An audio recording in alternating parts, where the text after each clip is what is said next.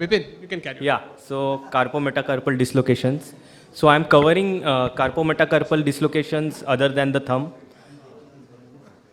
So these are less than 1% of hand and wrist injuries, and they occur with other associated fractures.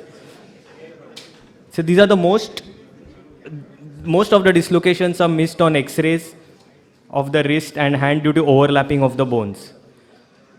So with anatomy, you will realize that there is a volar carpometacarpal ligament. Dorsal carpometacarpal ligament is the strongest.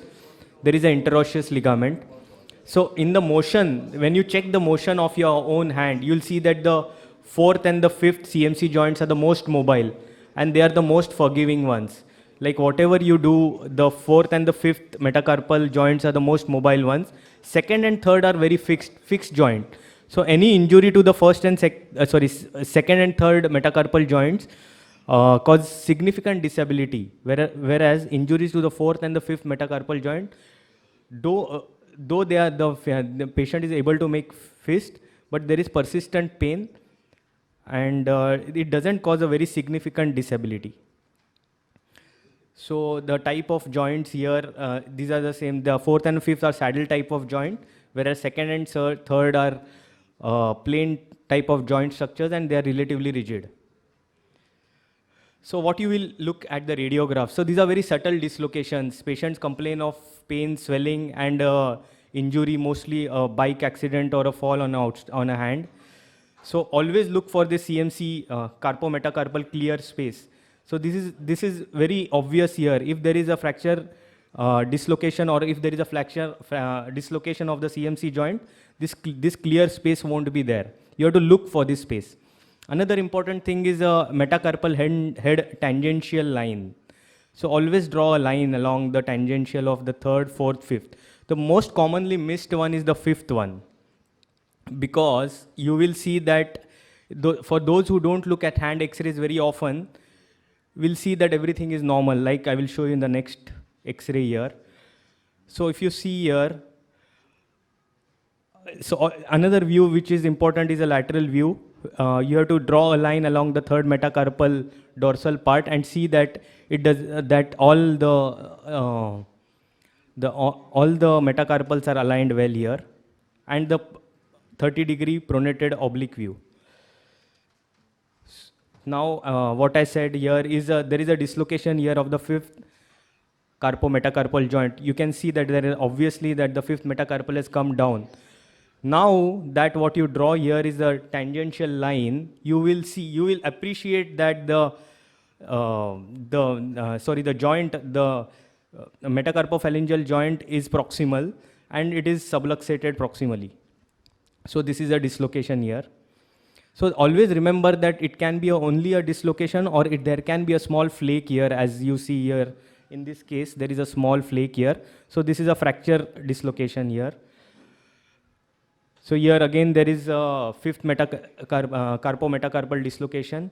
The tangential line drawn, the metacarpophalangeal joint is not aligned. So what happens that fix it, because of these deforming forces. So and you need to reduce it and fix it or stabilize it basically. So there is on the fifth metacarpal ECU and the abductor, so you need to fix it. So what do you plan for is close reduction or ulnar gutter slab. So if it is stable, ulnar gutter slab is good enough.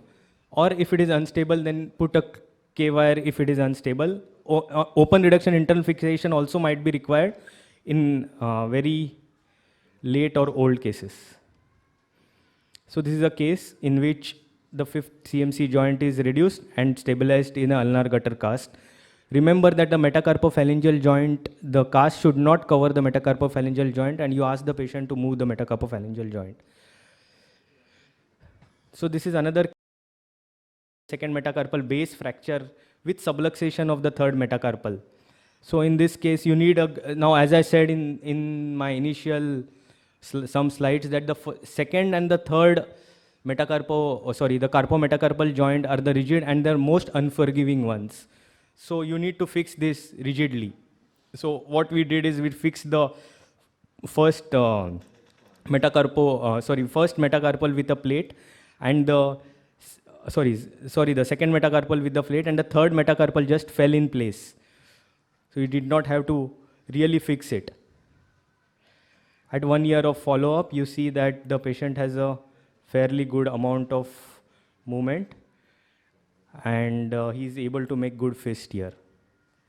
Always remember that when you're approaching on the radial side or on the ulnar side, you have to take care of this the radial cutaneous now on the radial side.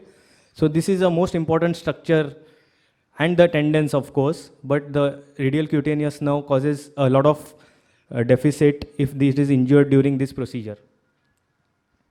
So these are very high energy traumas, and there can be an impeding compartment syndrome like in this case. So as in this case, you can see that the third, fourth, and fifth carpometacarpal joint, there is a dorsal subluxation. You need not have to see the Shenton's line here. And the joint is misaligned. Everyone will recognize there is a carpometacarpal dislocation. So the main aim is to align the third metacarpal on the capitate. So always look for the third metacarpal and align it on the capitate. Fasciotomy is also important. So when you approach this when you open this injuries, fasciotomy is obviously done, and you have to fix it on the third metacarpal. So always align it on the capitate, third metacarpal on the capitate. At 5 years, the patient has a fairly good amount of movement with good fist and grip.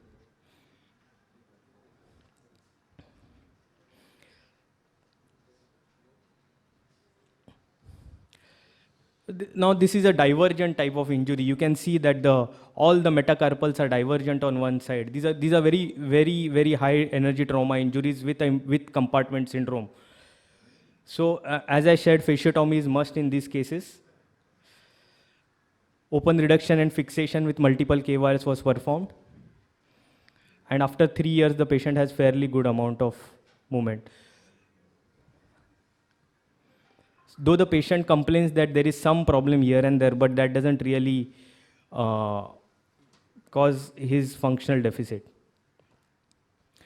So the take-home message is that the fourth and fifth carpometacarpal joints are relatively common injuries, and they are very mobile joints, and they can be reduced with closed means. Second and third carpometacarpal fracture dislocation need a relatively high trauma. They can be associated with carpal injuries and compartment syndrome. Don't hesitate to do a fasciotomy. Stable fixation with K-wires or a plate can be performed. Beware of tendons and cutaneous nerves.